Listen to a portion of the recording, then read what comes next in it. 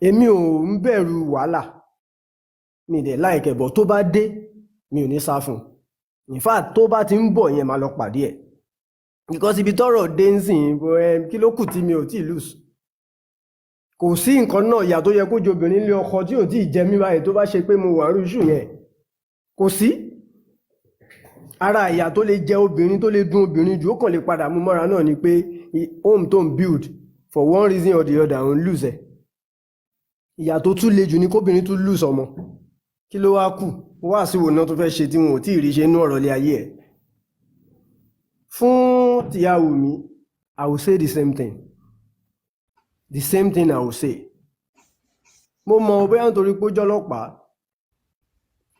her hands might be tight pé àwọn kankan wà tí ò ní fẹ́ ṣe kí organizations tó ń serve kó má di pẹ̀lú ẹ̀ or something like that pé you are expected to do better than that or something fine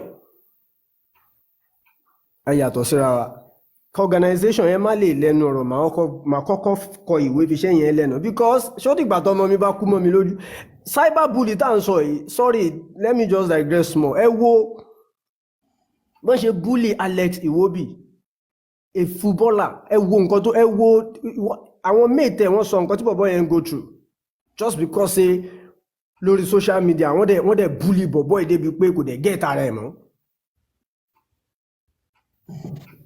ẹ wá dákẹ́ èmi ò pray to fún ọmọ o but if you cannot put your death Ọlọ́run aṣọ but you can do better.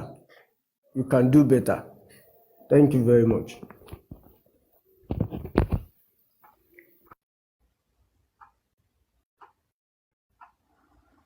Mr. Tosin, ṣé ti ready? Mi ò fi 1 minute o. Our amiable moderator Vitamin B. Ṣé sà? Agbára àtàṣe ó di wì lọ́dọ̀ Vitamin B lénìí. Ní sáà tí àkókò yìí. Ó le jù. Anybody ò bá sọ pé moderator coordinator sọnù mi ò mind àmọ́ mi fún yín ju 5 minutes lọ. Ẹ continue. Mo tẹ̀lé máa lo 3 minutes gan.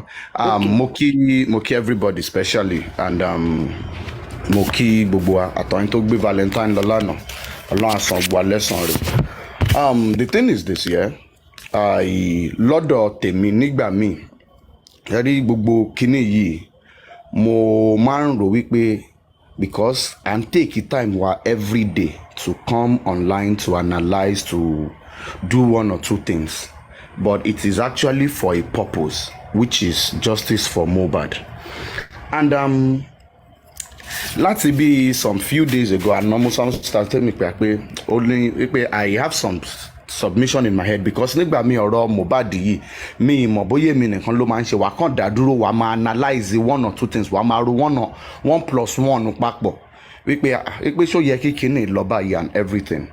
And I felt like, especially with all that has actually been going with the whole investigation from the Berekete to here and there, and jókòó mo pé ní Naija yìí náà àbí ní Nigeria olúwẹ̀ náà ò kéré àwa náà ní 1 or 2 contacts that we can also call on to actually ask what exactly is going on in this case. And for everyone don't sọ wípé maybe ìyá Mohbad àbí ìyá Wunmi gentle or whatsoever, one thing I want us to understand today is the fact that Sherry Kenny case Mohbad, it is deeper than what we are just saying online. It is deeper than it. And àwọn kan ibi tán parí sí pẹ̀lú Mohbad òun náà fi continue pẹ̀lú Wunmi. Ibi tán parí sí tán ṣe bully Mohbad òun náà ni wọ́n continue pẹ̀lú Wunmi. Because if Wunmi is actually going through all of this, just imagine maybe there is no platform like this or there are no individuals who are actually speaking to support her, to give her hope, to give her this. Tó bá jẹ́ wípé ìyá Mohbad ìyá Wunmi àwọn mẹ́ta mẹ́rin péré náà kàn sọ̀rọ̀ nípa ìtàn support her whatsoever. Ṣé fi pé gẹ́ẹ̀yẹn ò ti ní breakdown psychologically. Èèyàn tó ń rí support táwọn èèyàn dúró de tó yẹ pé tó bá ṣe gbàs fún ẹ àwọn bíi èèyàn 100 mi lè bẹ́ẹ̀ lọ ṣe gbàs gbòs fáwọn náà. Ó ṣì ń go through mental stress ká tó wá sọ wípé irú Mohbad yẹn tí ò rí anybody speak up fún. So for me, I think number one is the fact that this case is deeper than what we all are actually coming to analyze if truly we are looking for justice for Mohbad. And I spoke with somebody who is actually part of the system and the authority, and she actually said something. She said that ní sùúrù gangan náà pé kí ni nǹkan tí àwọn èèyàn ń wá gangan. Because kóhun ti ẹ̀ máa sọ̀rọ̀ yẹn pé what exactly ni family Mohbad ń wá gangan when they mean by justice for Mohbad. Pé ṣé a feel pé maybe àwọn authorities, àwọn ọlọ́pàá, àwọn government official, everybody ṣá feel pé bí a pé wọn kì í wá sí social media kan rí feelers àwọn èèyàn and everything ni. Pé in all of this, you can only seek for justice when an injustice has been established. What exactly, so far so good, come off the sentiments, what exactly is the injustice to lead the death in Mohbad in all of this that we say we want justice for Mohbad? But what people sought of raise the justice for Mohbad is actually those videos that circulated after the death of that young man. Those constant bully, constant assault. Wọ́n gba ìjẹ́ lẹ́nu ẹ̀, wọ́n sọ wípé ó run mad, kò lè lọ show, kò lè jáde. He was living each and every of his day in fear. That was what most people, 95% of the people who started this whole justice for Mohbad, nǹkan everybody rí nìyẹn. Ọmọ yìí competition ẹ̀ rí ẹ̀ ṣe everything. On the gbé nígbà tí wọ́n bẹ̀rẹ̀ justice for Mohbad, the state government was actually involved, the police was involved, even the Federal House of Rep sat on this case, and from nowhere, one blogger àbí one social commentator dẹ̀ jáde ó dẹ̀ sọ̀rọ̀ DNA ó dẹ̀ divert everybody dẹ̀ gbọ̀nà DNA lọ. Family tó dúró tí ò sọ̀rọ̀ DNA tẹ́lẹ̀ wọ́n wá gbé DNA yẹn rù bẹ́ẹ̀ ni pé DNA yìí òun gangan ló máa mú kíní jáde and everything. And the truth is, let us sit and ask ourselves, even those the authorities are also asking, like, what exactly has DNA got with this case? If not for the fact that this is actually a planned effort. They are spending so much on PR to actually pin this whole thing to cover the eye of some people on somebody, which is the wife. Because what narrative sells better in Africa when a husband dies suddenly? Is it not the wife? So they pinned it on the wife. And do you know that immediately that actually happened, those who were actually bullying this guy, tó fi jẹ́ kí gbogbo àmà wá justice fún bọ̀bọ̀ yìí, wọ́n fi style, wọ́n dẹ̀ release wọn, and they are working freely. Even if they say they've not been charged or this thing, they are on bail or whatsoever. And now, ito jẹ́ wípé there is actually glaring evidence to hold somebody responsible, to ask wípé okay, ọmọ tẹ́ ń lù lílù bàrà every day, tẹ́ ká mọ́kànnà tó sọ pé o lè lọ sẹ́ẹ̀ máa pa ẹ̀ máa ṣe kíní kan fún ẹ lẹ́ni yìí. Kí ni nǹkan tọ́mọ yẹn ṣe fún yín? Nobody is talking about it. Àwa ń dúró lórí ìtí ò wà substantial. DNA is a must. What has DNA got to do with this case? Is there any substantial proof that Mohbad was killed? Was he murdered? So the thing is, once it diverts the attention so many people, and immediately tẹ́ bá fẹ́ máa gbẹ́nulé wípé okay àwọn tó bully bọ̀bọ̀ yìí nǹkan níbo náà wà, kí ni nǹkan tó ṣẹlẹ̀? Nínú voice note Wùnmí pẹ̀lú Abu Ebela Tayat, she said bọ̀bọ̀ yìí ti kú kíkú gangan tó dé. He was living each and every of his day in fear. But ọjọ́ tẹ́ bá ti fẹ́ gbẹ́nulé àbí tọ́ bá ti ń rí wípé baby DNA story yìí kò sẹ́ẹ̀lì mọ́ anything, ẹ máa rí pọ́n máa lọ gbéyàn kan jáde tó máa tún bẹ̀rẹ̀ sí ń pariwo, tó máa tún bẹ̀rẹ̀ sí ń ṣe kìnì kan. Last week it was actually Hayat tó jáde, ọmọ máa ṣe kìnì kan ní, ọmọ yẹn máa ṣe kìnì kan ní, ọmọ máa ṣe kìnì kan. Kò tó 1 week ta fi rí fídíò wípé this same Hayat belongs to the same circle and settings of those who were actually bullying Mohbad when he was alive. Mohbad did corner only one threatening mommy me or threatening daddy me.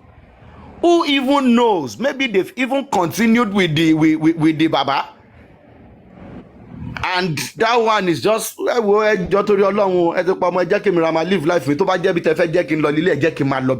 because if till today, this is about 5 months down the line, Baba Mohbad has never for once mentioned about those who actually bullied his son. Is it that Korini? Is it that Komoni? Nígbà tó máa sọ̀rọ̀ ní pé wọ́n fà jùlọ hàn ni. Wọ́n fi àjùlọ hàn kí ni? Lọ́mọ 26 fi ní IBP. Ṣé àjùlọ ni? Mohbad, one of the things that led to the death of this guy is because he has underlying health issues already. Gbogbo aṣáàlà wà láyé ńgbà COVID. Tó bá ti ní any health underlying issue, grace of God nìkan ló kù tó fi máa survive well. And as of today, nobody is talking about these things again. Want to divert everybody. There is so much PR going on. Most of these people turn online, turn sorrow, turn shaking,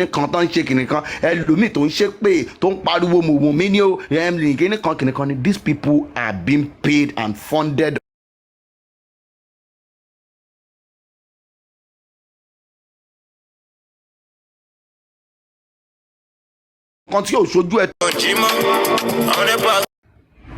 Ìjẹta Mr. Muiwa yẹn jáde wípé kí o DNA Liam o ọmọ àwọn ni o kìnìkan ni o kìnìkan àná Fọláṣadé ti sáré lọ ìyẹn ò tiẹ̀ ní ring light nínú darkness àbí coven tó wà ìyá Mohbad o kìnìkan so ṣé Fọláṣadé yẹn ò ní nọ́mbà ìyá Mohbad ni àbí ṣebí family kan náà ni wọ́n bẹ́ẹ̀ ò tiẹ̀ lè reach ìyá Mohbad directly ṣé kò léèyàn kan tó lè reach direct ni. So to me is I want us to actually look at this case very, very well. That this thing is actually even bigger than Ìyá Mohbad and even Ìyá Wunmi. Kí ni Ìyá Wunmi fẹ́ ṣe? Ìyá yẹn ò tí ì sọ̀rọ̀. Ẹ sọ wípé ẹni tẹ́ sọ pé torí ogún torí property ni lọ́mọ ẹ ṣe pa kíní ṣe pa Mohbad. Kí ìyá ìyàwó náà bẹ̀rẹ̀ sí ń sọ̀rọ̀ again kẹ́tù sọ wípé wípé ṣèbí bàbá yẹn sọ wípé ọwọ́ ẹ̀ nọ́ra lẹ̀ sí náà ṣe kíní kan. But in this whole case ṣẹ́rí Mohbad fúnra ẹ̀ ó ń jà fúnra ẹ̀. Kò sí irọ́ tó ń pa lórí Wùnmí àbí lórí òun gangan fúnra ẹ̀ anything. Ó pẹ́ jù ló máa lo 2-3 days. Irọ́ yẹn máa tú.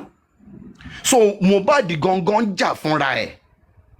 So there are some people ṣẹ́rí gbogbo àwọn èèyàn kan wà online wọ́n ń pariwo Wùnmí ní ó ṣe kinní kan kò ṣe kinní kan. You see these old people àwọn Bukky Jesse àwọn Yèyé Kudi or whatsoever, these people are actually cash and carry bloggers. Ṣé bẹ́ẹ̀ náà nífẹ̀ẹ́ bàbá Mohbad tó ní? Ṣé bẹ́ẹ̀ náà nífẹ̀ẹ́ tó ní tó fi ń fi pé everyday kàn máa sọ̀rọ̀ nípa ẹ̀ kàn máa ṣe kinní kan? Ṣé bẹ́ẹ̀ náà nífẹ̀ẹ́ tó ní? So the thing is this, me, in as much as we are trying to look at face one angle, people can't divert wa. This case is actually deep.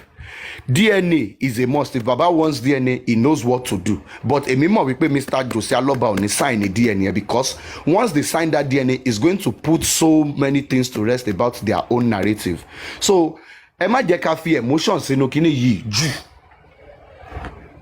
Tí àwa kan mú láì platform yóò pé àwọn ẹni tó lè gbé fún ẹni gbígbóná wà àwọn ẹni tó máa gbé ní tútù wà, but the thing is ẹ jẹ́ ká máa fojú máa wo àwọn areas kan to understand the fact that this case is very, very deep than we might be looking at. Ẹ ṣé gan. Mr. Tosin ẹ ṣé ṣùgbọ́n ẹ lè ju àkókò yín lọ kò mátà. Ọ̀gbẹ́ni Mr. àbí obìnrin ni yín mímẹ́ tó wà ń bẹ̀ escapade ẹ bẹ̀rẹ̀ sí ní bá wa sọ̀rọ̀ ní ṣókí. Okay, yes. Good morning, good afternoon, good evening, everyone. Since we are talking about I think we started with should they come out and speak? I know that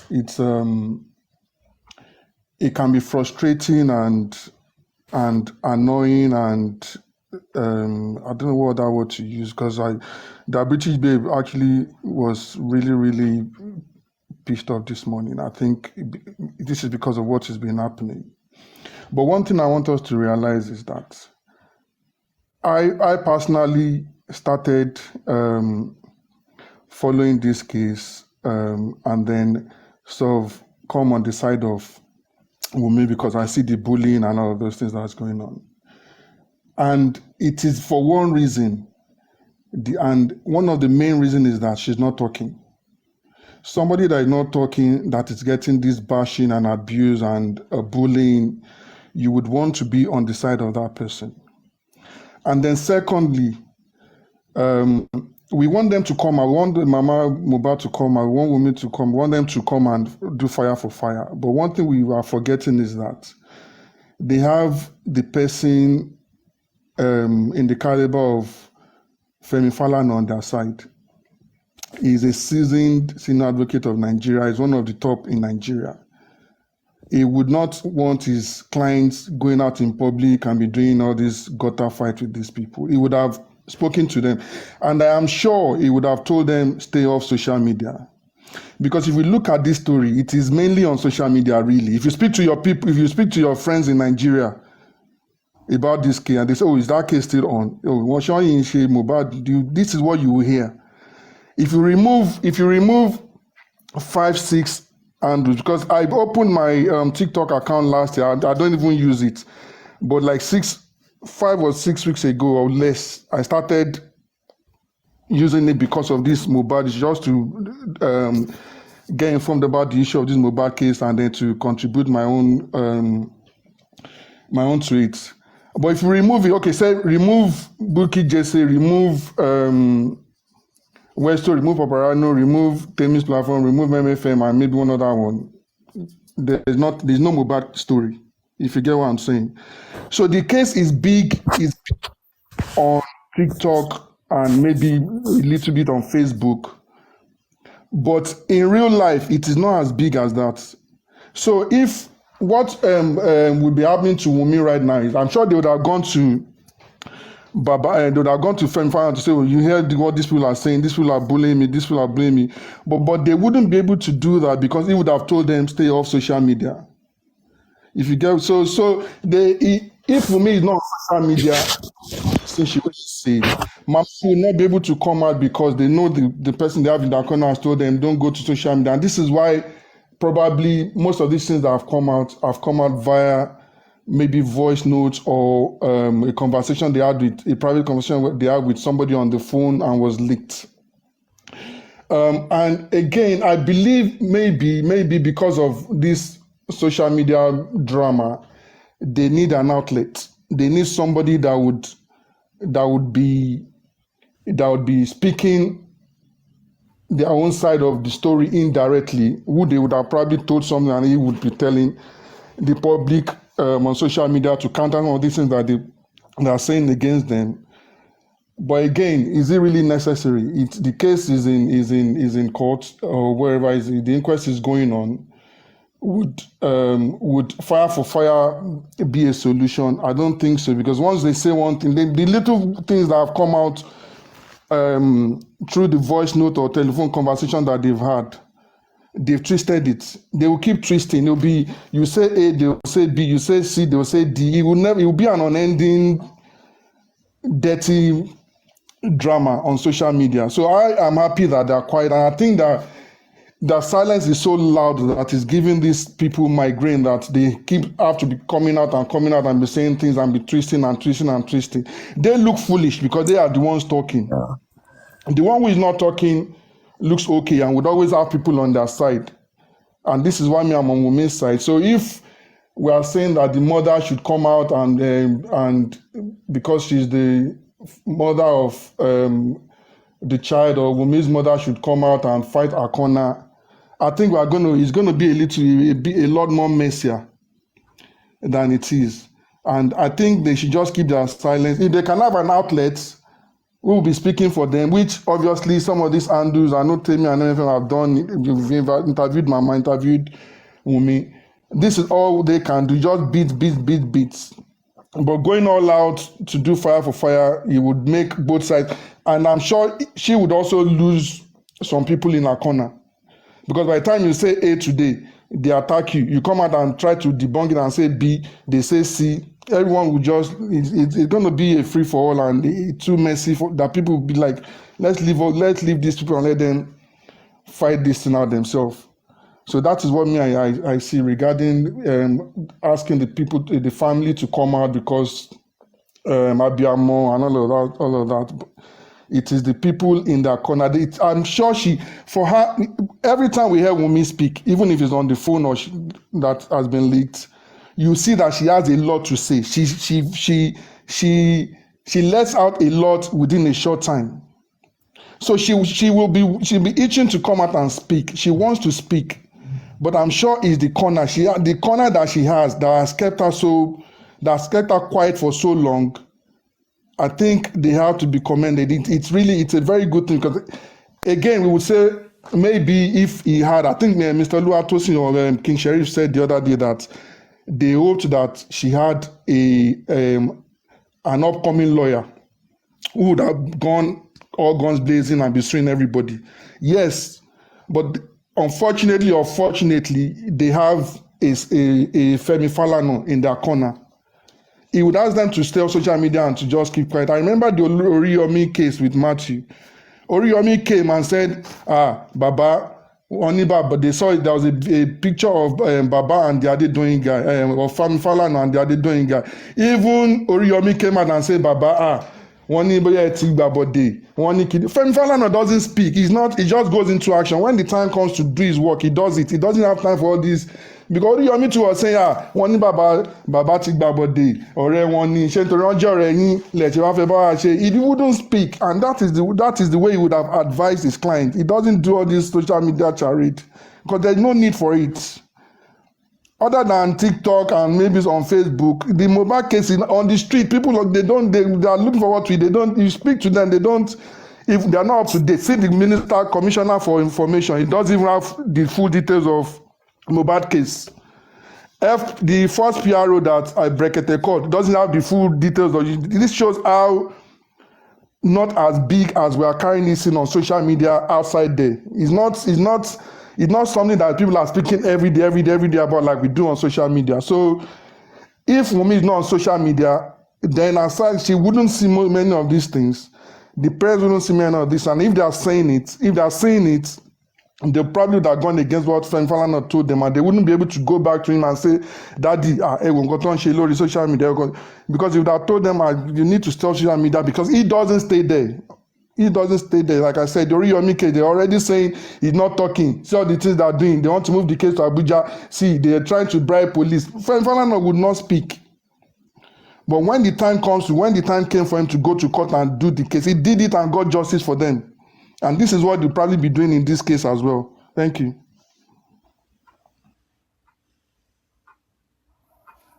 Thank you so much. Mommy Shade Johnson. Okay. Good morning, ẹ káàsán o. Ní dààmú o. Nǹkan tẹ́mi kàn fẹ́ sọ lórí àwọn ìyá méjèèjì. A kàn lè rò pé bóyá wọ́n dákẹ́. Irú ìyá Wunmi yẹn a lè mọrú position tó máa wà. Torí bó ṣe ń ṣe ọmọ ẹ̀gbáàgbòs inú ẹ̀ ò lè dùn. Rárá kò sí abíámọ́ tó máa lajúlẹ̀ kí tálùbọ̀ kó wọ̀. Ṣùgbọ́n tí ìyá yìí bá bọ́ síta, àwọn olórí burúkú kan máa bẹ̀rẹ̀ sí máa wọ́ ìyá oníyàá máa bẹ̀rẹ̀ sí wọ́ wọn nílẹ̀ ni. Bọ̀ mo mọ̀ pé ìyá yẹn at least wá máa ṣe àdúrà dẹ̀ ló máa ń gbà kì í ṣe agbára. Gbogbo àwọn tó ń pariwo àmọ́rú àdúrà tí gbogbo wọn ń gbà wo bí tọ́lọ́run ti bẹ̀rẹ̀ sí ń ṣiṣẹ́. Wọ́n ní two wrong can never make a right. So tí gbogbo táwọn àwọn bá ń pariwo káwọn ìyá náà máa pariwo kò lè work. Mo dẹ̀ mọ̀ pé ìyá Wunmi gan inú ẹ̀ ò ní dùn ibi tó wà báyìí. Kò dìgbà téèyàn bá bọ́ta kán tó mọ̀ pé èèyàn jẹ́ abiyamọ. Kò dìgbà téèyàn ò bá bọ́ta kán tó sọ pé èèyàn jẹ́ abiagba. So wọ́n máa ní nǹkan tí àyẹn náà tó ń ṣe lábẹ́lẹ̀ lọ́dọ̀ kọ́ ni gbogbo ariwo dẹ̀ kọ́ ni music gbogbo àwọn tó ń pariwo tó ń ṣe pé kinní kan kò sẹ́ni tó rí tí wọ́n rò. Ṣùgbọ́n Ọlọ́run dẹ̀ ti ń gbèsè ẹ̀dẹ̀ Ọlọ́run ti ń jẹ́wọ́ ara ẹ̀. Ẹ wo ya Mohbad tó jáde kò sọ̀rọ̀ tí ìyá yẹn lè sọ. Wọ́n máa bú ni tó tọ́dẹ̀ rí pé òótọ́ ni. Wọ́n máa bú ni. So wọn ò lè máa wọ́ ìyá Mohbad nílẹ̀ kan tó máa wọ́ ìyá Wunmi nílẹ̀. èmi mọ̀ pé ìyá ohun mi kò dákẹ́ àdúrà, òun náà máa ṣàdúrà káàkiri ni pé kọ́lọ́run ṣàgbọ́mọ òun lékè, kò dẹ̀ ní lajú ẹ̀ lẹ̀ pé kọ́mọ òun kú. So abiyamọ ni wọ́n, ṣùgbọ́n torí pé jọ̀rọ̀ ṣọ́ṣà kínní kan ni, tó bá jẹ́ pé bóyá wọ́n gbé wá sórí ṣọ́ṣà kínní kan, ó máa ní gbogbo ibi táwọn náà rìn sí, ó máa ní gbogbo àdúrà, ó máa ní gbogbo àwẹ̀, ó máa ní gbogbo orí òkè tí wọ́n ń lọ. So ẹni tó bá dẹ̀ ti ń rojọ́ fọ́lọ́run kò lè rojọ́ fẹ́yàn, ẹni tó ti ń rojọ́ fọ́lọ́run kò lè rojọ́ fẹ́yàn. Wọ́n ń rojọ́ fọ́lọ́run ni wọ́n nídà ti rojọ́ fẹ́yàn, wọ́n dẹ̀ ń kúnlẹ̀ fọ́lọ́run ni wọ́n nídà ti kúnlẹ̀ fẹ́yàn. Ẹni tó bá ń bẹ Ọlọ́run kò ń bẹ èèyàn. So èmi lérò pé àwọn ìyá Wùnmí wọ́n ń ṣiṣẹ́ lábẹ́lẹ̀ fọmọ wọn. Ìyá Mohbad náà ẹni ẹlẹ́ni lọ́ba sí pé wọ́n fọ́ọ̀sì àyẹn gan, òun náà kì í ṣe pé ó fẹ́ sọ̀rọ̀, ṣùgbọ́n òun wò pé ibi tọ́rọ̀ yìí ń lọ, bàbá yìí mà tẹ̀ tí wàá fẹ́ ba ayé ara ẹ̀ jẹ́ láì ṣe ayé òun, ló fi jẹ́ kí ìyá yẹn jáde, ló fi jẹ́ kí ìyá yẹn sọ̀rọ̀. Kò sí abiyamọ tó máa gbọ́ gbé ọmọ ẹ̀ tára ò ní tá. Ṣùgbọ́n èmi mọ̀ pé Ọlọ́run máa ṣèdájọ́. Nǹkan tèmi, Ọlọ́run ò sí lẹ́yìn alábòsí, Ọlọ́run ò sí lẹ́yìn alábòsí. Ọlọ́run dẹ̀ ti fojú ojú ẹni bí Ọlọ́run ti fi hàn. Jẹ́rí táwọn bàbá Jòsì kékeré ni dàní tí ń báyàn, kì í ṣe àgbàlagbà. Wọ́n ti ń ṣe gbogbo rádaràdá yẹn láti kékeré. Nǹkan téèyàn mọ̀ jẹ, téèyàn mọ̀ mu láti kékeré ló bá wọn dàgbà. Wọ́n dẹ̀ ti rí. Nǹkan tó kàn dùn mí fún bàbá yẹn ni pé wọ́n ti ń ba ẹ̀yìn wọn jẹ́ lójú ayé wọn. Wọ́n ti ń bẹ̀ ẹ̀yìn wọn jẹ́ lójú ayé wọn. Èèlò ni ogún ẹni tó ṣiṣẹ́ ẹ̀dá, ṣé kò ti dálẹ̀, kò ti lọ. Táwọn bá rò pé àwọn máa gbà, tó bá máa gbé wọn, kò dẹ̀ lè gbé wọn, kò lè gbé wọn torí òógùn wọn kọ́. So àwọn dẹ̀ ti ta fámìlì wọn, wọ́n ti ta fámìlì wọn torí owó tó fúnni bí èèyàn, owó máa tó tán, èèyàn ló máa kó gba àwọn tẹ́ yìí ń fà mọ́ra ní ṣọ́ṣà kìíní. Mo fún yín bí oṣù 6. ẹ jọ̀ọ́ o, bóyá kẹ́ bá wa power tap, kí ló ń ṣẹlẹ̀, ṣáwọn èèyàn ń bọ́lẹ̀ ní àbí network, please power tap ẹ jọ̀ọ́. Mo rí pé mò ń gbá àwọn èèyàn, mo jẹ́ ń rí pé wọ́n tún ń bọ́lẹ̀ àbọ̀ wọ́n jábọ́ ni. Please ẹ jẹ́ ká power tap ẹ jọ̀ọ́ torí Ọlọ́run, ẹ jọ̀ọ́ ẹ ṣé. Torí mo ṣáà ń wo pé kí ni síìtì yẹn ó tún ń dá padà, síìtì yẹn ń dry padà. Ẹ ṣé, ó yẹ máa sọ̀rọ̀ lọ. Gbogbo àwọn tán dẹ̀ pè ní fámìlì ní orí social media tó wà máa di bí oṣù 6, ó máa di pé kẹ́lẹ́rù gbẹ́rù ẹ̀. Ọ̀dọ̀ mi ní nẹ́tíwọ̀kì ló já mi lọ́dọ̀ mi. Bọ̀ àwọn èèyàn míì náà tún jábọ̀ ni mo ṣe ń wò pé bóyá bíbá ẹ̀ ni. Àwọn èèyàn míì náà tún jábọ̀. Ẹ má sọ̀rọ̀ lọ́mọ mi Ṣadé, ẹ má bínú. So ló máa padà gbé ẹrù ẹ̀. Torókàn yín rò pé òun ìjọ lọ́ọ́ bá ń sìn ní ó yìn padà wá jọ láìyà. Ó yìn padà bọ̀ wá jọ láìyà. Ṣùgbọ́n èmi mọ̀ pé Wùnmí àtọmọ ẹ̀ Ọlọ́run máa gbé lékè torí pé Ọlọ́run ò sí lẹ́yìn alábòsí. Wọ́n ní jẹ́ kí tọ́lọ́run bá ti rí ẹ tọkùn ẹ ti wà ṣọ́ pé Ọlọ́run mi nǹkan yìí mi ò ṣe. Wọ́n ní one with God is majority. So gbogbo ariwo ọjà ni kò nídìí ká máa bá wọn gbáriwo ọjà. Èmi mọ̀ pé láìpẹ́ láì jìnnà ojú àṣebi ahọ́n ẹ wo orú búkì náà sì tó ti ń ba ilé bàbá oníbàbà jẹ́ nǹkan tí wọ́n sọ tó ní ṣó ń bọ́ ọmọ ẹ wo orú gbogbo rábàràbà yẹn. Ẹ wo bí ẹjọ́ máa lọ ojú wo náà ṣe fẹ́ ẹ wo Ọlọ́run agbàkóso máa sà. Mo dúró báyìí náà torí kò tẹ ẹyẹ mi mọ́. Okay ma, mo dúró báyìí o. Mami Ṣadé, thank you ma. Okay. Don Dada. Good morning, everybody. Vitamin B, Don Dada, please hold on. Vitamin B kí ló ṣẹlẹ̀ gangan? Mi ò fẹ́ fún wọn ju àṣẹrí àwa èèyàn wa ẹ̀ bẹ́ẹ̀ fún wọn ní 1 hour. Wọ́n máa ń ní Mr. Tosin dà, mi ò mo justice for Mr. Tosin láàárọ̀ yìí o. Àtàná ló ti ní àwọn need time láti ṣe analysis ẹ̀jẹ̀ ń stop wọn. Mr. Tosin máa padà sọ̀rọ̀. Justice for you o. Torí wọ́n dúnkokò mọ́ mi ní comment section. Wọ́n dúnkokò mọ́ mi. Mi ò dé All right, nígbà. come on, go on, never ride on. You know, so Don Dada, èmi mọ̀ pé reason tí president tún ṣe gòkè nìyẹn àti engineer mo wà bẹ́ẹ̀ fún yín.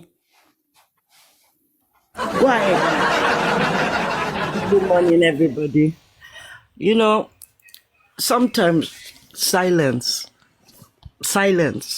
is louder than an orchestra. It's louder than a rock concert. Wumi's silence, her parents' silence, to me is so dignified. Very, very dignified. She doesn't need to talk. She doesn't need to make noise. Her parents, I'm sure they can feel her pain. Baba Mohbad, he said something, and I picked up on that in the beginning. He said when he called Wumi's father to talk about nonsense that he wanted to talk about, the man blocked him. That tells you that the man is a man of he ibitowa for me for me níbi tí mo jókòó sí, give me my respect where I'm sitting down. Kò kọjá yẹ rárá. You know, it's funny how these people say, oh, Wumi is this, Omo that. But not one member of Wumi's family, apart from her sister, obviously, and that's, well, okay, let me not say, only one member of Wumi's family came out to talk. And even her now, I think she's quiet now. So at the end of the day, I don't think anybody should come and say anything, because when people are out to get you, there is nothing you can say to change their minds. Look, as somebody said earlier, I don't know who said it because I was driving when I was listening to it. The person said, social media is where the noise is at. In real life, there is really no noise. And it's very factual. My brother is a lawyer, and I called him and I was asking him about the case because I was asking him about certain things I had heard online. And he was like, what case is that? And I said, he said, is that still on? Now, these are people in Nigeria. These are people walking on the corridors of power. But at the end of the day, look at what is happening to Baba Mohbad.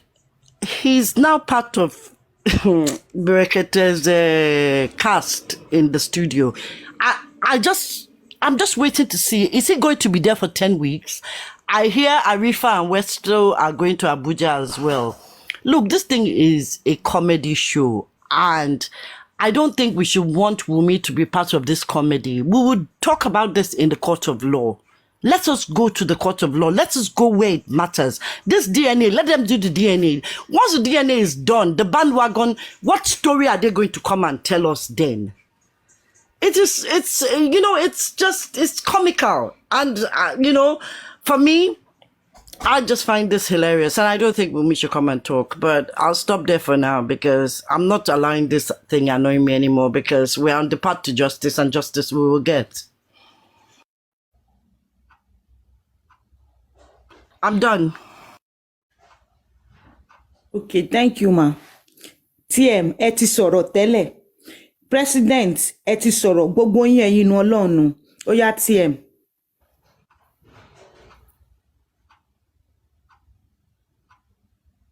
TM o. Ṣé mi torí àmọ́ bóyá òun ni mo kọ́kọ́ fẹ́ wá sọ pé èmi ni dáadáa. Ìjọba lógun lélẹ̀. Torí agbára yìí, ìjọba yìí fẹ́ dàbí ìjọba kí ni wọ́n máa pè ná military. Anyway, me, I still maintain that. Well, everyone, we all have our opinions, but I still feel that the silence is just too silent. Maybe because I think Mr. Oluwatosin that said emotions, maybe because we're talking because of our emotions. Yeah, emotions are high, and we are talking as mothers. This girl is, every time you hear her talk, she's crying. And you will notice from her voice, that cry is not just, from that particular call or from that particular voice note. It's an ongoing thing for her. And that is why I'm saying at times you just need to say something, not come on social media, because when you come on social media, that means you're also ranting. Do the needful. Let these people know you being quiet, even if it's just once, even if you're going to just show one action and say, I'm quiet does not mean I'm stupid or I don't know what to do. But you know what? Let me just give you a taste. Let me give you a sample.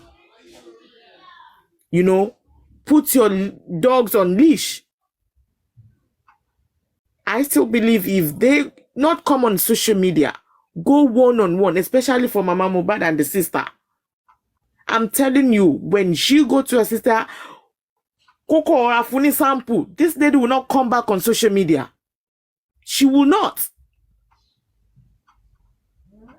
She would not. And someone said, president said, ya mo lo kon gbon koko ya my dear president, o kon ya Wunmi gbon. Because at the end of the day, òun ló mú ẹ ṣì wà láyé tó ń jẹ̀yà tó ń sunkún lójoojúmọ́. Just like King Sheriff said, if I were in our shoes and you think, oh, because you're a policewoman,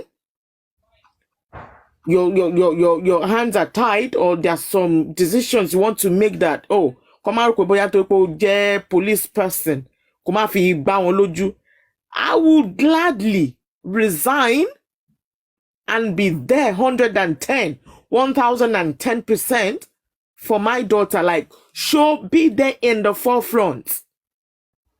That's my opinion. Koto di pé wọ́n gbé mi jábọ̀ o. Bóyá 2 minutes ní tó pé. Ẹ ṣì lè máa sọ̀rọ̀ lọ. Ẹ ṣé o. So for me, that is my personal opinion.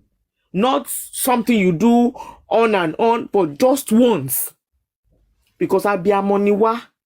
Bọ́n ṣe dákẹ́ yẹn, and you hear your daughter, voice note being leaked, and you can hear the sadness, the sorrow in her voice. Èmi gan tí mi wà related mọ́ ọmọ yìí, mò ń feel ẹ̀. So and I'm still saying it's not something you will do often, but bó tiẹ̀ jẹ́ once. Bó jẹ́ once ni, bó jẹ́ bàbá Mo lọ́wọ́ ẹ mú, that you are able to hold on him. I'm telling you, he will call these people to order. He will. Wọ́n tó pé gbogbo wọn dákẹ́, and this man had the God to be calling, sending text to Wunmi's father. Nítorí pé bàbá Wunmi dákẹ́ ni. Nítorí pé bàbá Wunmi náà is on the quiet side. That is how I feel. Anyway, my personal opinion.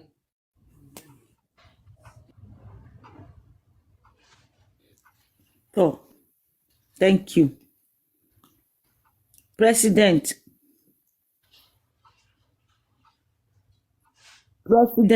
mi gbọ́dọ̀ pè yín lẹ́ẹ̀kẹta o. Máa já yín bọ́ ni o.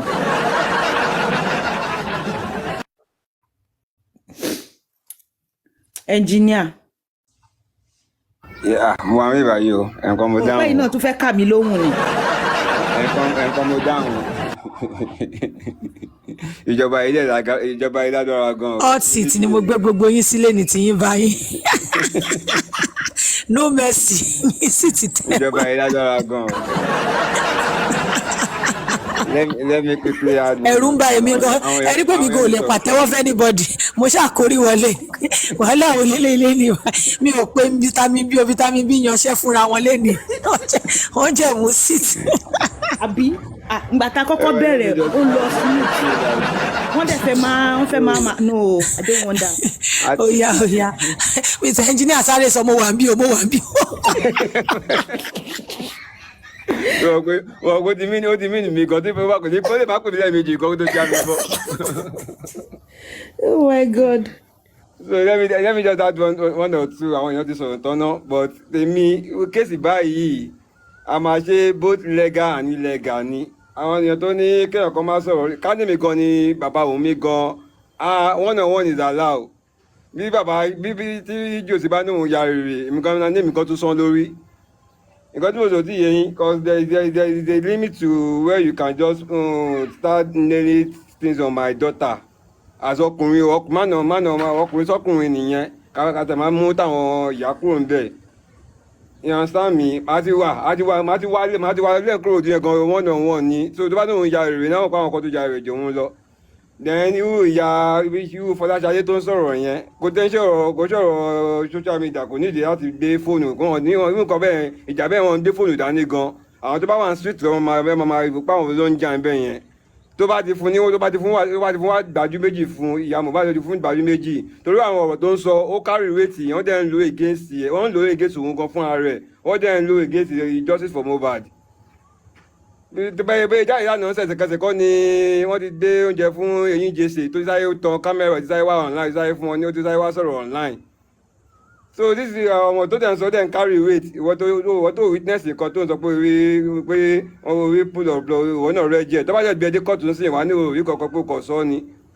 So there are some things that you just have to stop. You don't have to wait till kò ṣe ẹjọ́ náà ni gọ́ọ̀mẹ̀ntì máa bá yín dá sí ẹjọ́ mi wá ní ẹjọ́ ilé ìkọjá gọ́ọ̀mẹ̀ntì kan ó dàgbà máa jókòó ẹ máa sọ̀tà wá yín family ó ti di family problem ẹ sọ̀tà wá sùn lé yín ni tọ́jú báyìí pé ojoojúmọ́ ni ojoojúmọ́ báyìí àwọn máa kọlẹ̀kùnlé àwọn máa jà ni bí àwọn lọ́yà máa bá jà yẹn lọ but eléyìí physical fight àwọn máa jà fún ara wa ni so to me I still advise them to like one or two kò tẹ́ wọn ní láti wá social media àwọn èèyàn máa bá wọn wá social media one ni wọn kọ̀ pé ìyá Mohbad ti lọ na àbúrò ẹ̀ palẹ̀ ni ìjà yẹn máa pọ̀ gan-an táwọn ìwé ohun kan fúnra rẹ̀ gan-an kò ní wá sí online mọ́ ọ̀rọ̀ tí mo fẹ́ sọ náà nìyẹn mo sọ jù yẹn lọ.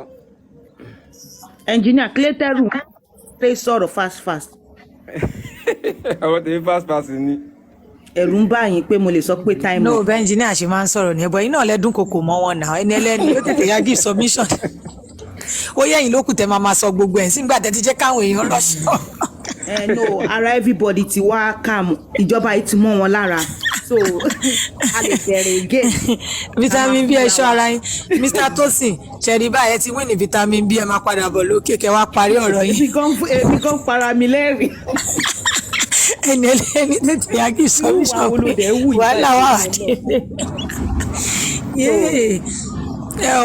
Mo jẹ jìyà lórí ọmọ kan help me drag vitamin B go Mr. Vitamin B ìjọba vitamin B lè láàárọ̀ lórí platform yìí ẹ ṣàánú mi o. bí wọ́n bá pe fóònù yìí léèní mi ìṣiṣẹ́ àjọ máa tàtàn délé. mo gbé.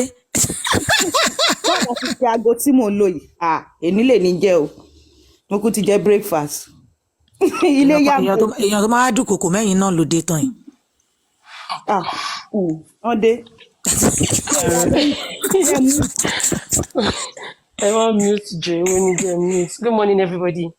Vitamin B, Escapade, when Shadi Johnson, Don Dada, TNN, President. Àní ẹyẹ kíyàn lẹ́yọ kọ̀ọ̀kan. Kó wọn papọ̀. Ṣé wọ́n kọ́ ní kí n má dúnkokò mọ́ yín, wá dúnkokò mọ́ yín o. Good morning, everybody. Ẹ gbọ́ brẹ̀kẹ̀tẹ̀ need your attention vitamin B. Ẹjọ́ kí ló ṣẹlẹ̀ wá ọkùn lẹ́jọ́ kí ló ṣẹlẹ̀. Vitamin B olúwa Mr. Tosin náà mí ní vitamin B lé ní ẹjọ́ máa ta tán ni ṣé pé president wà ń bẹ wọn dá yín lóhùn ni vitamin B ń dùn kòkò mọ́ guest wa ní máa sí wọ́n ṣe lọ́n fún 1 to 2 minutes ó yá time up next person. Shadi Johnson. Shadi Johnson. Vitamin C. téèyàn bó ṣe rí gbogbo wa la máa ń lọ́rọ̀ tá fẹ́ sọ ní kọ́jí wa lójú oorun ká máa sọ̀rọ̀ yìí a máa ní nǹkan púpọ̀ tá fẹ́ sọ so ká kọ́kọ́ ṣe ìṣí àárọ̀ báwo ló máa ń sọ like good morning fúnra wa ká sọ díẹ̀ sódò máa lè dùn mọ́ wa nísìnyí. vitamin B débi bàtẹ́ pé òkè pátápátá ni vitamin B wà. bí mo ṣe ṣígbà àwọn lọ́kọ́kọ́ wà ní wọ́n láwọn míì ní mi pa àwọn wà ọ̀fù lẹ́ni làwọn ṣe ń bọ̀ bí mo ṣe ṣígbà àwọn lọ́kọ́kọ́ tẹ̀ sí ti. 3 days mo fi wà off. ṣe ti gbọ́ àìní nìkan ni màá gbé yín ọlá ẹ̀ tún ẹ̀ tẹ́ ẹ̀ ní ìjọba ìní ẹ̀ ló dáadáa. ọmọ adúkòkò mọ́ mi lọ́la so mi ní gòkè mo mọ̀ wọ́n so ẹ jẹ́ ká tún máa sọ bẹ́ẹ̀ tábàlẹ́ anybody tó tún fẹ́ sọ nǹkan kan ó yá ẹ sọ èrò inú yín pour out your mind ẹ jẹ́ ń sọ bẹ́ẹ̀. títa ni lórí ọ̀rọ̀ tá a sọ. Lolita, good morning. You mean Josie? Bẹ́ẹ̀ni my see I'll drop you mi ò fẹ́ wàhálà láàárọ̀ yìí o mi fẹ́ wàhálà o. Sorry, what happened? Mo dẹ̀ jìyà lórí ọmọ ṣé kíní ti sọ̀rọ̀ ni ẹ̀ẹ́dẹ̀ sọ̀rọ̀ náà ṣe ń jẹ́. anybody sọ̀rọ̀ a kàn ń sọ̀rọ̀ nípa nǹkan tó action tó yẹ kí ìyá Mohbad take especially lórí àbúrò ẹ̀ yẹn tó ń bọ̀ta tó ń ṣe chàchàchàchà yẹn àwọn kan ní ó ti tutù jù àwọn kan ló dáa bó ṣe tutù yẹn ó yẹ kó ti lọ káàbúrò ẹ̀ mọ́lé bí engineer ṣe pé violent engineer wọn ló yẹ kó ti lọ ka mọ́lé kan jọ gbá blow kan jọ ṣó ní dákẹ́ lórí ọ̀rọ̀ family mi ni and again Fọláṣadé didn't even go to that house 2 weeks after tí Mohbad kú ní Fọláṣadé ṣe ló tó délé yẹn tó sọ pé òun rẹ̀ jẹ so èmi ni mo bring ọ̀rọ̀ yẹn up pé 2 weeks after ló tó débélé yẹn pé ó jẹ́ délé yẹn náà ó tún make statement like àǹtí mi ò kú kí n fẹ́ kọ̀ọ̀kan kí n jẹ́ kọ́ ọmọ wọn fún wa lówó that is Mo èèyàn tó kú tó lọ kí wọn tó tún wá sọ pé wọn kò kí ń jẹ́ kọ́ ọmọ wọn fún definitely inú ẹ̀ ń dùn ó ń celebrate the fact bó ti kú pé àǹtí mi ò kò kí ń jẹ́ kọ́ ọmọ wọn fún wa lówó ìyàwó mi fẹ́mi lówó recharge card o and Wunmi gave her 2,000 naira In ló fi lọ situations and like it was that, 2 weeks after ló tó wá sílé tó jẹ́ bọ́ta tó ń sọ Wunmi àǹtí mi ṣe sọ pé ẹ̀rẹ̀ jẹ́ ẹ̀ Wunmi so nǹkan tí mo bring up nìyẹn tí everybody fi ń sọ pé irú nǹkan báyẹn ó yẹ kí ìyá Mohbad ti lọ bá kán ti lọ kó fún ó yẹ kí ìyá Wunmi bọ́ta everybody can give opinion wọn so that's just it. Okay. well, if it was me, àdúrà èmi máa arrange àwọn èèyàn codedly to go deal with her. Not even ìyá Mohbad this time around. Àdúrà, if you're listening, coded, arrange, kókó ọ̀rá lọ fún wọn ní 2 by 2 lẹ́sẹ̀ ẹsẹ̀. So that's what I'm gonna do. Because I don't understand kó máa dúró sínú òkùnkùn kò níná rí pẹ̀lú àwọn 2 paints tó wà nínú ilé ẹ̀yìn. àti wíìgì bíi wíìgì tolúwa nílẹ̀. Yeah, àdúrà ló máa ṣiṣẹ́ yẹn nù, not ìyá Mohbad kẹ̀ kí ló dé. Disrespect ìyá Mohbad dẹ̀. Kádùrà lọ arrange àwọn ọmọ bọ́ìsì àwọn ọmọ kéékèèké yẹn. Àwọn ará máa fún wọn ní bí akólóṣè ẹ̀yọ̀kọ̀ọ̀kan. Wọ́n lọ fún wọn lẹ́yọ̀kan lẹ́sẹ̀ ẹsẹ̀ lọ́ ti máa nà wọ́n. People like that ẹsẹ̀ lẹ́tí máa gbá wọn ẹsẹ̀ lẹ́tí máa nà wọ́n. That's it. Simple as ABC. Ẹ káríyàn ẹ clock out níbi iṣẹ́. ní mo support engineer tó bá jẹ́ èmi náà máa lọ sílé ẹ̀ but ó máa ní nǹkan kan tó ti jọ fà ní family wọn. yes na ó yẹ kó ti lọ bá náà. tí wọ́n fi jọ ń sọ̀rọ̀ tí ò lè lọ sílé ìyá ẹ̀ tí ò lè lọ sẹ́niwẹ̀ tó jẹ́ pé o ò ní fóònù àǹtí ẹ̀ lọ́wọ́ o máa gbé fóònù sínú yàrá òkùnkùn nínú yàrá tólúwa nílẹ̀ tó ń gbé wà wá bẹ̀rẹ̀ sí. Ibi yóò jowú ni there's jealousy all over her. You can imagine ọjọ́ tó ọmọ kú tó máa tún lọ sí ibẹ̀ ó tún gba owó lọ́wọ́ opó bó ṣe wà yẹ ó ti ṣe ra ẹ̀ ní èpè àbí báwo lọ́mọ yẹn sọ Yorùbá yẹn you know so ó yẹ kán lọ bá nílé kán fún ní ẹ̀ṣẹ̀ lẹ́nu kí gbogbo ẹnu ẹ̀ tó yìí máa ń gbé jáde yẹn tó fi ń dààmú pé yàn ni kán fẹ̀ṣẹ̀ fọ́ lẹ́nu dànù kí gbogbo wáyà àti páìpù ẹnu ẹ̀ kó jábọ́ Mr. Tosin tẹ́ bá wà ń bẹ ẹ máa bọ̀ lókè. I'm sorry, can you guys repeat that? I didn't hear that bit. That Mama Mohbad's sister went and collected money from Wunmi. Sorry, I didn't get that bit. Can you guys please repeat that? Yeah, she went there 2 weeks after Mohbad died. Nìkan ni kò ń ṣe pé wà ń bẹ̀ ǹjọ́ tọmọ yẹn kú. It was 2 weeks later ló ṣẹ̀ṣẹ̀ lọ bẹ̀. Ìgbà tó jẹ́ fẹ́ máa kúrò ń bẹ̀. Ìyàwó mi ṣé ò ní fún wa lówó kinní kan ni Wunmi gave her 2,000 and she was like àǹtí mi ò kú kí n jẹ́ kọ́ ọmọ wọn fún wa lówó. Àǹtí mi ò kú kí n jẹ́ kọ́ ọmọ wọn fún wa lówó. That's the same woman that came out to talk about Wunmi. Yes, she was not in that house for 2 weeks after Mohbad.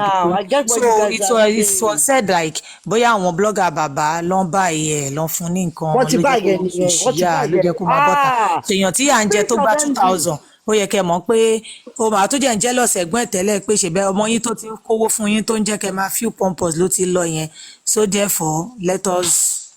Okay, it makes sense now. Ó ti yé mi. Okay, ó ti yé mi. Yeah, that's it. Ṣé yẹ kó ṣe máa lò ní ká máa ti sí wọn lára lẹ́yọ kan Fọláṣadé so 2,000 ló fẹ́ kú ikú 2,000 ló ṣe ń jẹ́ kó máa fi fún Fọláṣadé 2,000. Sorry, I feel sorry for you. That's probably like $1 in some cents. Òun ló ṣe ń fẹ́ fún nínú òkùnkùn ló ń fẹ́ fún ní gbogbo parí ìgbé kà mọ́. Nítorí rọ́bà ṣe. Òbúrú mo fi ẹlẹ́ pẹ́sidẹ̀ntì lọ́wọ́ o èmi ò ní sọ kankan o I don't say too much wà á ti pẹ́sidẹ̀ntì àti vitamin B. Èmi ti lọ sí page ẹ̀ lánàá mo ti bá type nǹkan tó fẹ́ síbẹ̀. Mr. Tosin ti dé Ọláyínká. Mr. Tosin. Ẹ mọ̀ pé the fear of vitamin B is the beginning of wisdom. The fear wo ẹ má dúnkokò mọ́ mi lókè ẹ má dúnkokò mọ́ mi. Vitamin B ẹ bọ́lẹ̀ ní ẹ̀wà yẹn. Ṣé lóòótọ́ mi pé ilẹ̀ kú ọjọ́ má bínú. Ẹni tó máa gbé mi bọ́lẹ̀ á pe fóònù yìí. Torí pé ẹni tó ń dún kòkò mọ́yàn òun gangan sásọpọ̀ ń dún kòkò mọ́ òun. Gbogbo wọn máa ti parapọ̀. Mo mọ̀ ń ṣe bẹ́ẹ̀ torí Dòsí ń dúnkokò mọ́ Wùnmí ó wá ní à ń dúnkokò mọ́ òun so ẹ̀ ń dúnkokò mọ́ mi that is it.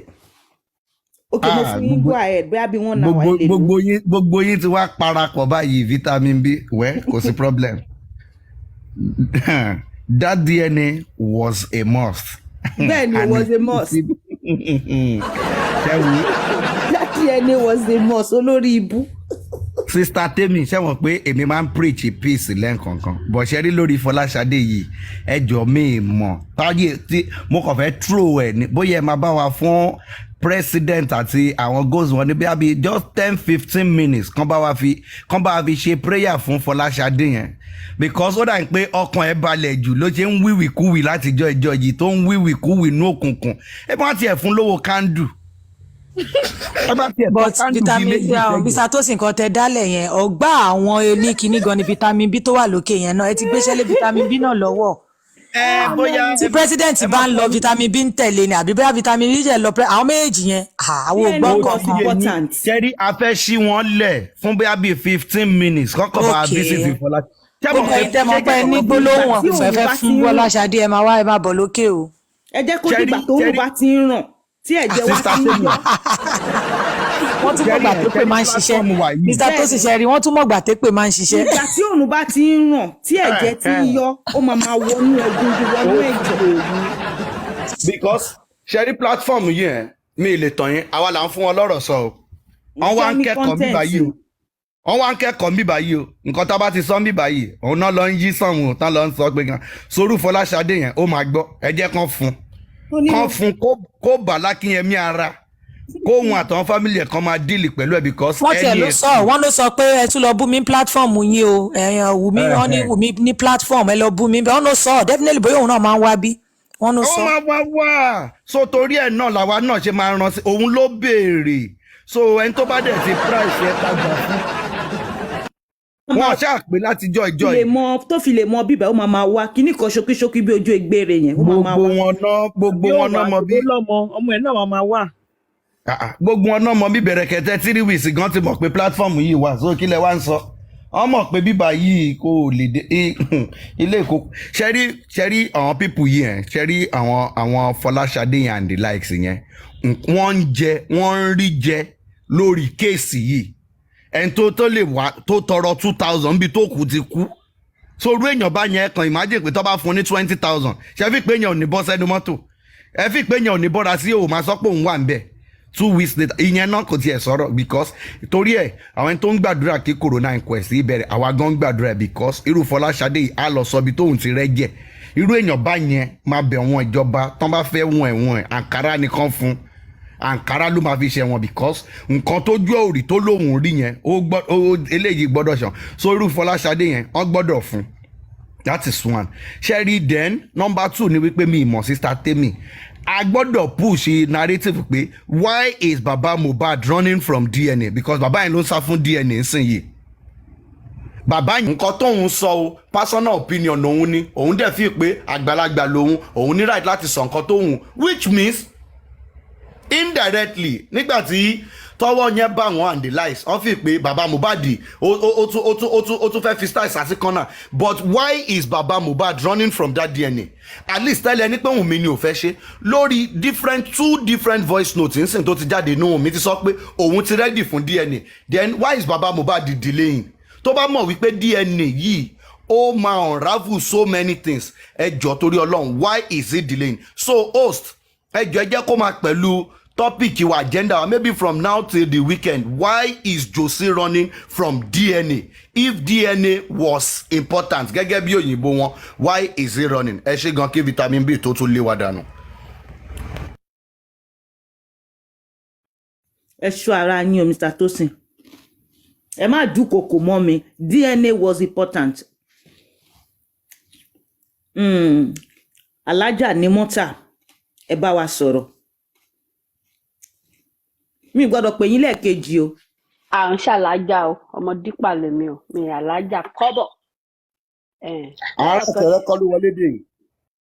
lọ́rọ̀ kan ṣá DNA wọ́n ti ní worst gan ni lọ́dọ̀ Josie ṣe bí ọ̀dọ̀ Yèyé Kúdí ló ti ń sọ pé ṣe Wùmí nóòdù kínní kan Wùmí wọ́n fẹ́ kí Wùmí gbọ́mọ lọ sí kọ́nà kan lọ ṣarúmọjẹ kan Wùmí ò ṣèyẹn o bàbá jáde síta kíákíá a fún ẹ lọ́sẹ̀ yìí títí lọ́dà today is Thursday from now till next week Thursday bàbá jáde síta kó wá sign court order